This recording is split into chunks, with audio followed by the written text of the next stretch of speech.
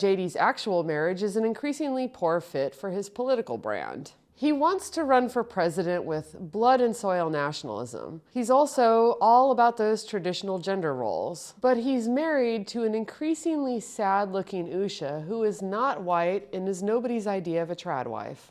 In a dream world, eventually I'll be able to live in my home and kind of continue my career. For MAGA, a politician's wife is an important part of establishing his reputation as a real man. JD has a well-financed machine backing him.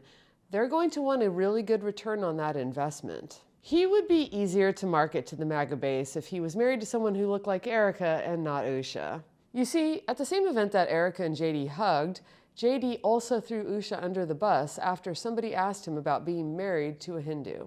Do I hope eventually that she is somehow moved by the same thing that I was moved in by church? Yeah, I honestly do wish that, because I believe in the Christian gospel, and I hope eventually my wife comes to see it the same way. It was a real moment of disrespect for his wife and her parents, and that's probably why the crowd liked it. They love it when JD insults his Indian American family. It's part of his noxious shtick. While never coming right out and saying so, he's made it clear that he sees the U.S. as a nation for and by white people.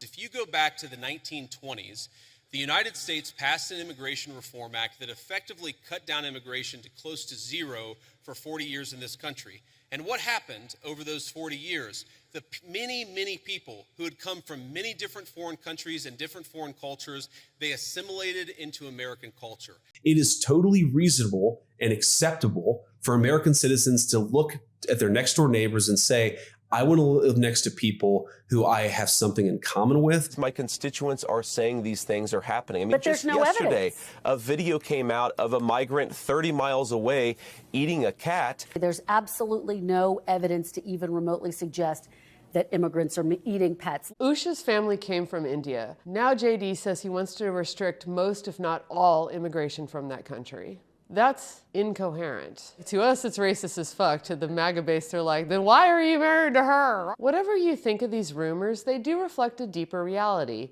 JD Vance is a soulless striver who will sell off anything if he thought it would give him more power. We don't have to ask if he would betray his wife and kids. He does so every day. His vision of America is one that has no room for them in it.